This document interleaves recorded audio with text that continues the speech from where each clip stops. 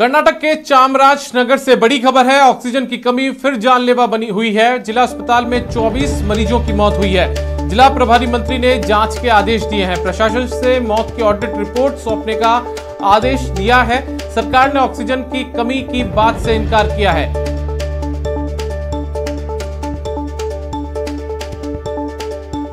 देश भर में कोरोना से हाहाकार मचा है। मौत का सिलसिला थमने का नाम नहीं ले रहा। इसी बीच खबर है कि कर्नाटक के चामराजनगर में ऑक्सीजन की कमी के चलते 24 से ज्यादा मरीजों की मौत हो गई। कहा जा रहा है कि जिन मरीजों का कोरोना से इलाज चल रहा था वो सारे वेंटिलेटर पर थे।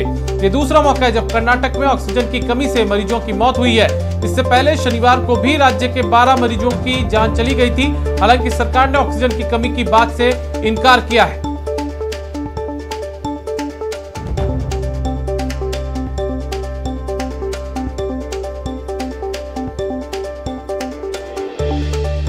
बड़ी खबर जालोर से है। जालोर में न्यूज 18 की खबर का असर हुआ है। लुटेरा हॉस्पिटल की खबर पर एक्शन हुआ है। मामले पर जिला कलेक्टर एक्शन में है। जिला कलेक्टर ने जांच के लिए टीम भेजी है। एडीएम भी पहुंचे हैं सांचौर।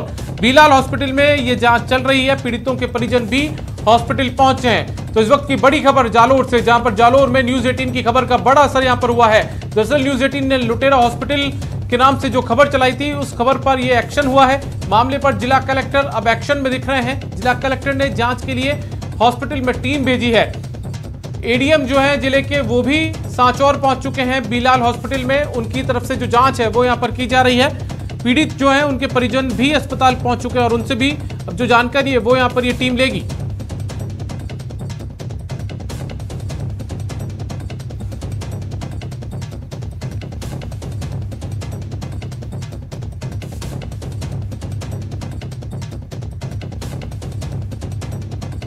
कर्नाटक के चामराजनगर में ऑक्सीजन की कमी से जिला अस्पताल में 24 मरीजों की मौत हो गई है, जिस पर जिला प्रशासन ने मौत की ऑडिट रिपोर्ट सौंपने का आदेश दिया है।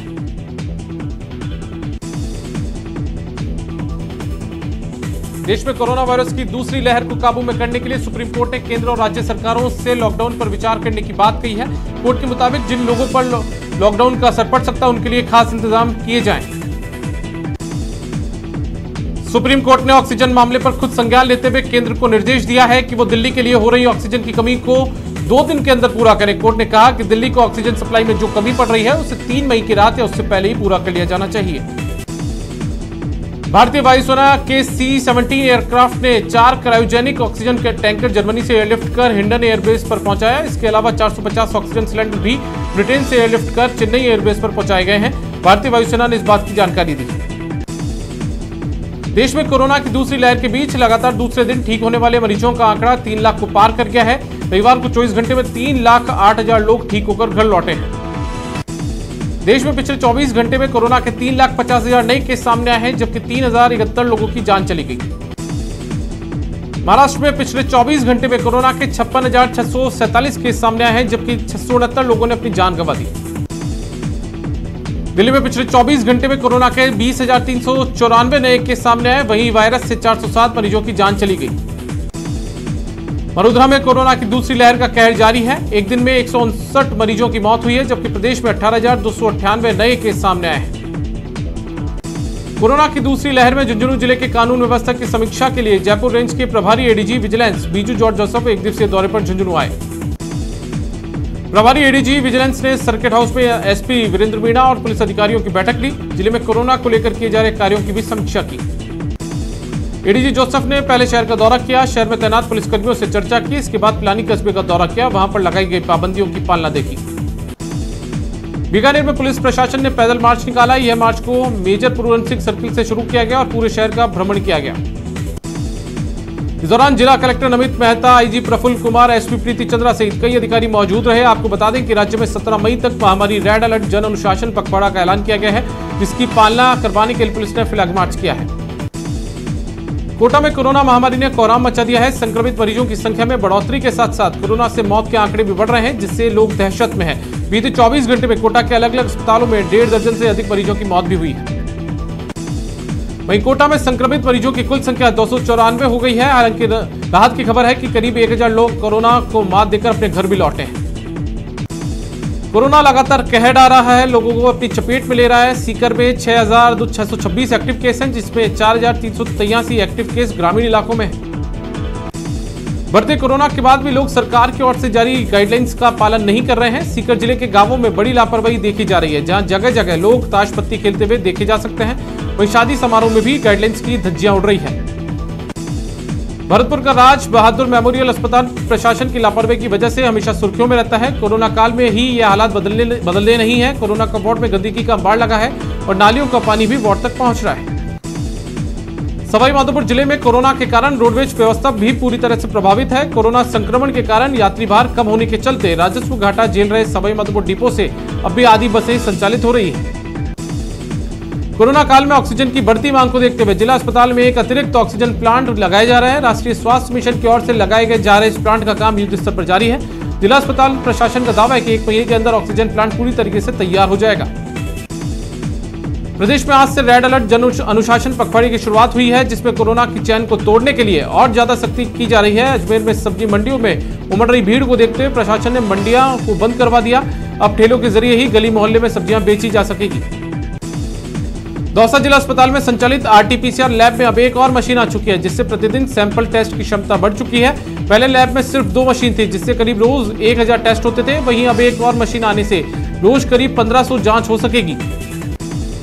रेड अलर्ट जन अनुशासन पखवाड़ा में अब व्यापारी भी प्रशासन के साथ कंधे से कंधा मिलाकर खड़े नजर आ रहे हैं। शहर के केसरगंज और पड़ाव व्यापारिक संघ ने 5 मई तक के लिए स्वेच्छा से बाजार बंद करने का फैसला किया, जिससे लोगों की आवाजाही कम से कम हो।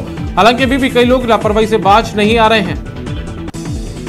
पाली और सिरोही जिले में चल रहे अनूप मंडल के लोगों ने आदिवासी लोगों का एक सम्मेलन बुलाया था। सम्मेलन में कोरोना गाइडलाइन की जमकर धज्जियां उड़ाई गई। सम्मेलन की खबर मिलने पर नाना थाना पुलिस और तहसीलदार मौके पर पहुंचे और लोगों को समझाने की कोशिश की, लेकिन कार्यक्रम चलता रहा, जिसके बाद पुलिस ने महामारी एक्ट के तहत आयोजकों के खिलाफ मामला दर्ज किया है। आज से प्रदेश भर में रेड अलर्ट जन अनुशासन पखवाड़ा शुरू हो चुका है। इस पखवाड़े में पुलिस सख्ती बरत रही है। दौसा में भी निजी वाहनों की आवाजाही को पूरी तरीके से बंद किया गया है। जिले की सीमाओं को सील किया गया। वहीं एसपी अनिल बेनीवाल सड़कों पर उतरे, उन्होंने पुलिस बल के साथ फ्लैग मार्च निकाला। भरतपुर पुलिस ने रेड अलर्ट जन अनुशासन पखवाड़े की पालना कराने के लिए शहर में फ्लैग मार्च निकाला। पुलिस अधीक्षक और एडिशनल एसपी बंदिता राणा के नेतृत्व में सैकड़ों पुलिसकर्मी मौजूद रहे। लोगों से घरों में रहने की अपील की और कहा कि जान है तो जहान है। सेवाई संगठन के मंत्र को लेकर अजमेर उत्तर विधायक वासुदेव देवनानी की ओर से विधायक सहायता केंद्र चलाया जा रहा है, जो कोरोना संक्रमितों उनके परिजनों के लिए मददगार साबित हो रहा है। कि देवनानी ने विधायक कोष से 22 सैनिटाइज मशीनों को विधायक सेवा केंद्र के कार्यकर्ताओं को सुपुर्द किया है। उदयपुर में आज से 18 साल से ज्यादा के युवाओं के लिए वैक्सीनेशन शुरू हुआ। जिला प्रशासन को 20,000 वैक्सीनेशन की डोज मिली। उसके आधार पर जिले में 25 सेंटर्स निर्धारित किए गए, जहां आज सुबह से ही वैक्सीन लगाई जा रही है। हर एक सेंटर पर एक दिन में 250 वैक्सीन लगाई जाएगी।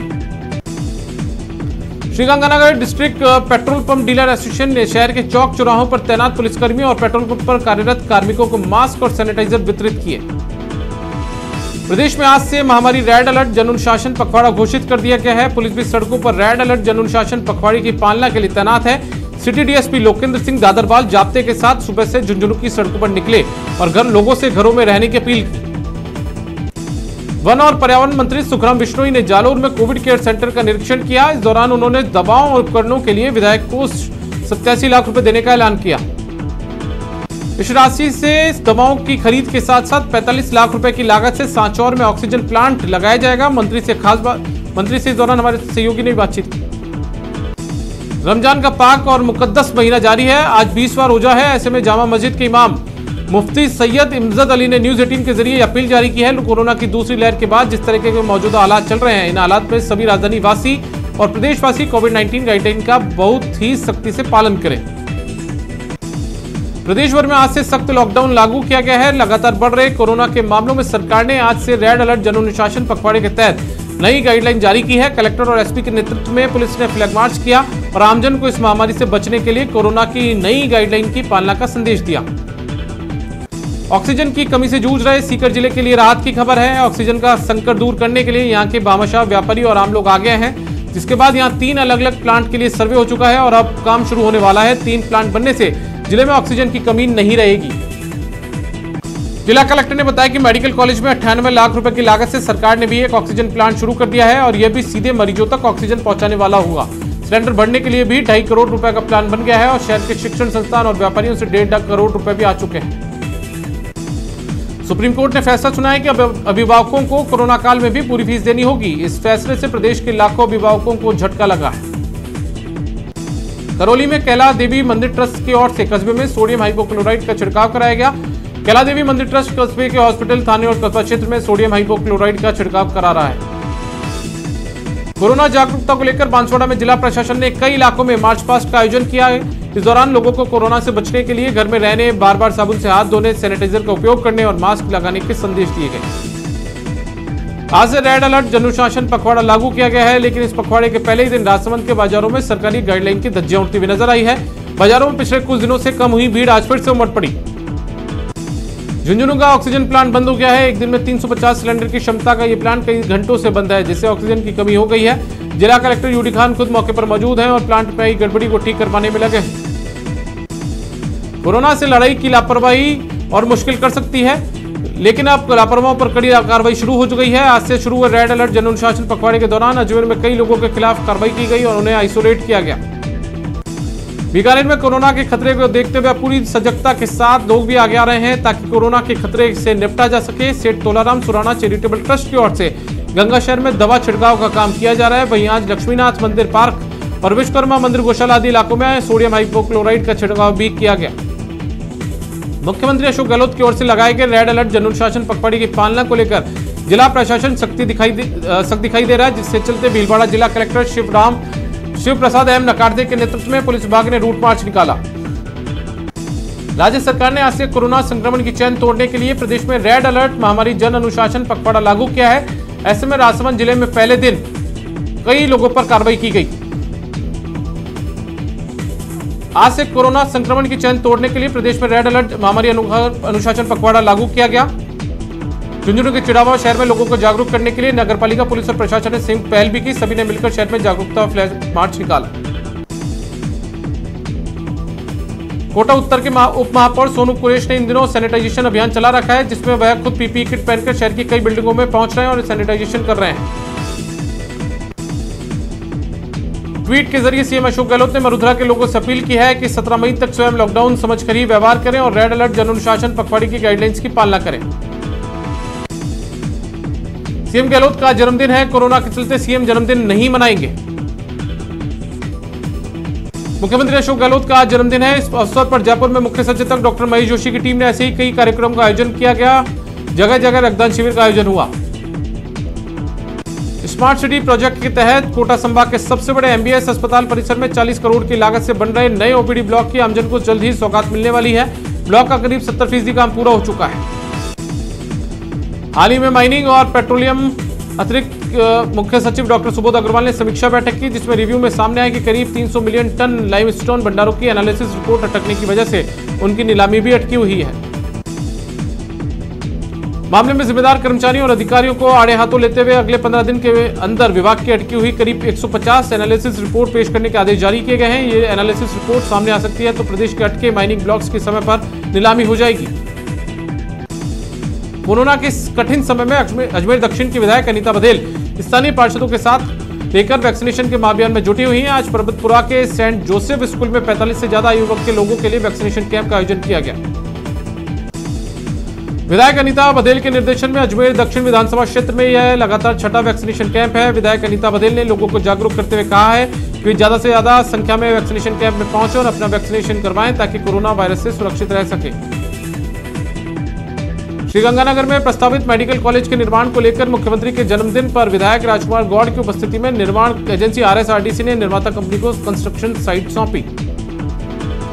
इस अवसर पर जिला कलेक्टर जाकिर हुसैन, पुलिस अधीक्षक राजन दुष्यंत ने पूजा अर्चना कर कंस्ट्रक्शन साइट पर साफ सफाई का काम शुरू करवाया। विधायक राजकुमार गौड़ ने कहा कि अब जल्द से जल्द मुख्यमंत्री अशोक गहलोत द्वारा मेडिकल कॉलेज का निर्माण कार्य का वर्चुअल शिलान्यास किया जाएगा। विधानसभा उपचुनाव के दौरान साड़ा में बुआ के बदले भतीजे ज्योतिरादित्य सिंधिया का प्रचार काम नहीं आया और यहां से बीजेपी को सबसे बड़े हार का मुंह देखना पड़ा। बारां जिले के छबड़ा में हुए उपद्रव मामले को लेकर धरना प्रदर्शन किया गया और आरोपियों की जल्द से जल्द गिरफ्तारी की मांग भी की गई। लोगों ने हाथों में तख्तियां लेकर अपने घरों के बाहर प्रदर्शन किया। दरअसल कुछ दिन पहले छबड़ा में कुछ लोगों ने उत्पात मचाया था, जिससे काफी ज्यादा नुकसान हुआ था। उसी के खिलाफ लोगों ने धरना दिया और निर्दोषों को छोड़ने की मांग भी की। सीकर जिले के नीमखदाना इलाके में पानी का संकट गहराता जा रहा है। इलाके में कोई जगह पानी की समस्या बनी हुई है और लोग परेशान हो रहे हैं। स्थानीय लोगों में आक्रोश है और उनका कहना है कि सभी जगह शिकायत करने के बाद भी उनकी सुनवाई नहीं हो रही है। ऐसे में लोगों ने चेतावनी दी है कि उनकी मांगों पर विचार नहीं होता है तो अनिश्चितकालीन धरना दिया जाएगा। सवाईमाधोपुर जिले के चौथ का बरवाड़ा कस्बे में पानी की समस्या को लेकर महिलाओं ने जाम लगा दिया। चौथ का बरवाड़ा कस्बे के मानसिंह सर्किल पर महिलाओं ने पेयजल आपूर्ति की मांग को लेकर हंगामा खड़ा कर दिया। वहीं महिलाओं ने जाम लगाते हुए काफी देर तक नारेबाजी भी की। सूचना मिलने के साथ ही मौके पर पहुंचे जलदाय विभाग के अधिकारियों ने महिलाओं से समझाइश का प्रयास भी किया। महिलाओं ने अधिकारियों को खरी खोटी सुनाते हुए बताया कि पिछले कई दिनों से लगातार उनके मोहल्लों में पानी नहीं आ रहा है। कई बार इसको लेकर शिकायत भी की गई है। भरतपुर की पहाड़ी थाना पुलिस ने कई जिलों के इनामी बदमाश को अवैध हथियार और कारतूस सहित गिरफ्तार करने में सफलता हासिल की है। आरोपी पर 3000 रुपए का इनाम घोषित किया हुआ है। भरतपुर के बयाना में शौच करने जा रही नाबालिग से गांव के ही एक युवक ने दुष्कर्म का प्रयास किया और विरोध करने पर लड़की की गर्दन पर धारदार हथियार से हमला कर चोट पहुंचाई। घायल पीड़िता अस्पताल में भर्ती है और आरोपी के खिलाफ केस दर्ज कर लिया गया है। कोरोना की वजह से सभी सामाजिक संगठन लोगों की सेवा में लगे हुए हैं तो जालोर के सांचौर का एक निजी अस्पताल को लोगों से खुलेआम लूटपाट कर रहा है। सांचौर के बीलाल अस्पताल में हर दिन बेड के नाम पर 20-30 हजार रुपए की खुली लूट की जा रही है। इतना ही नहीं, जब परिजन बिल मांगते हैं तो उन्हें बिल भी नहीं दिया जा रहा है। बीकानेर के सीमावर्ती क्षेत्र खाजूवाला में एक महिला की मौत हो गई। ईंट भट्टा पर काम करने वाली महिला का इलाज प्राइवेट डॉक्टर से चल रहा था, लेकिन अचानक से तबियत बिगड़ने के बाद उसे खाजूवाला सीएचसी में भर्ती कराया गया, जहां महिला को मृत घोषित कर दिया गया। परिजनों ने बताया स्थानीय डॉक्टर से इलाज करवाया जा रहा था, लेकिन वो ठीक नहीं हो पाई थी। वहीं सीएचसी प्रभारी डॉक्टर अमरचंद बुनकर ने बताया कि झोलाछाप डॉक्टर के गलत इलाज की वजह से जान गई है। झुंझुनू के सबसे बड़े राजकीय अस्पताल बीडीके में बड़ी लापरवाही सामने आ रही है। अस्पताल में कोरोना संक्रमितों के इलाज के लिए बनाए गए कोविड वार्ड में इस्तेमाल होने वाले दस्ताने किट वार्ड के पास कचरे के डिब्बे में मिले। जयपुर के कोटपुतली में कोरोना संक्रमण को रोकने के लिए सोमवार से लागू रेड अलर्ट पखवाड़े के दौरान अब पुलिस सख्ती दिखाएगी। कोटपुतली एएसपी रामकुमार कस्बा के नेतृत्व में पुलिस जवानों ने शाहपुरा शहर समेत क्षेत्र के विभिन्न गांवों का दौरा कर फ्लैग मार्च निकाला। पोखरण में कोरोना पॉजिटिव के आंकड़े लगातार बढ़ रहे हैं। वहीं दूसरी तरफ आज परमाणु नगरी पोखरण में रेड अलर्ट जन अनुशासन पखवाड़ा शुरू होते ही लोग जमकर धज्जियां उड़ाते हुए नजर आए। शहर में कोरोना गाइडलाइन में कुछ दुकानों को छूट देने का लोग जानबूझकर गलत फायदा उठाते हुए नजर आए। दुकानों में लोगों की भीड़ देखी गई। चूरू के सादुलपुर में डीवाईएसपी ब्रजमोहन, थानाध्यक्ष गुर भूपेंद्र सिंह के नेतृत्व में पुलिस ने फ्लैग मार्च निकाला। लोगों से कोरोना महामारी से बचने को लेकर घरों में रहने की अपील भी की गई। झुंझुनू में ऑक्सीजन की कमी को लेकर मरीजों के परिजनों ने कलेक्ट्रेट के बाहर प्रदर्शन किया और जिला कलेक्टर को ज्ञापन देकर उनकी मदद करने की मांग की। सवाईमाधोपुर के मलारना डूंगर इलाके में एक सिरफिरे आशिक ने फिल्मी अंदाज में नवदंपति पर देशी कट्टे से फायर कर दिया। हालांकि फायरिंग में नवदंपति बाल बाल बच गए। वहीं फायरिंग की आवाज सुनकर आस पड़ोस के लोगों में हड़कंप मच गया। इस दौरान परिवार के अन्य लोग मौके पर पहुंचे और सिरफिरे आशिक को पकड़ लिया। सूचना के बाद पुलिस मौके पर पहुंची और आरोपी को कब्जे में लेकर आरोपी से एक देसी कट्टा और 2 जिंदा कारतूस और एक बिना नंबर की बाइक को जब्त कर लिया। सिरोही में 2 ट्रेलरों की आमने सामने की भिड़ंत हो गई। हादसे में 2 की मौत हो गई और 3 लोग घायल हो गए। दौसा में खेरवाल मोड़ पर ईंटों से भरी ट्रैक्टर ट्रॉली और ट्रक में जोरदार टक्कर हो गई, जिससे ट्रक का आगे का हिस्सा पूरी तरीके से क्षतिग्रस्त हो गया, जिसमें ड्राइवर और खलासी फंस गए। घटना की जानकारी मिलने के बाद पुलिस मौके पर पहुंची और 1 घंटे की कड़ी मशक्कत के बाद दोनों को ट्रक से बाहर निकाला। ड्राइवर खलासी को गंभीर हालत में जिला अस्पताल में भर्ती कराया गया है। दौसा के मित्रपुरा मोड़ के एक ट्रक ने आगे चल रहे दूसरे ट्रक को पीछे से टक्कर मार दी। हादसे में ट्रक का ड्राइवर केबिन में फंस गया। खबर पाकर पहुंची पुलिस ने क्रेन की मदद से करीब एक केबिन में फंसे ड्राइवर को बाहर निकाला। यह रेस्क्यू ऑपरेशन करीब 1 घंटे तक चला। घायल ड्राइवर को अस्पताल में भर्ती कराया गया है। उदयपुर के कुराबड़ थाना क्षेत्र के खंडिया फला गांव में एक बार फिर तेंदुए का आतंक देखने को मिला। मां के साथ घर में सो रही एक मासूम बच्ची को उठाकर पैंथर जंगल की ओर भाग गया। ग्रामीणों के पीछा करने पर करीब 2 किलोमीटर दूर बच्ची का शव पड़ा मिला। दौसा के NH-21 पर अज्ञात वाहन ने युवक को टक्कर मार दी। हादसे में युवक की मौत हो गई। जयपुर के बैरोड थाना इलाके में रोडवेज की बस को एक ट्रेलर ने टक्कर मार दी, जिससे बस में सवार 6 से ज्यादा सवारियां घायल हो गई। प्रतापगढ़ में कोरोना महामारी के दौरान अपने प्राणों से हाथ धोने वाले लोगों की आत्मा की शांति के लिए पतंजलि योग समिति की ओर से यज्ञ किया गया। योग भवन में वैदिक मंत्रोच्चारण के साथ पदाधिकारियों ने हवन में आहुतियां दी। कोरोना के कहर का असर अब आईपीएल पर भी पड़ गया है। आज होने वाले कोलकाता नाइट राइडर्स और बेंगलुरु के मैच को रद्द कर दिया गया है। जानकारी के मुताबिक कोलकाता के 2 खिलाड़ी कोरोना पॉजिटिव पाए गए थे, जिसके बाद यह फैसला लिया गया है।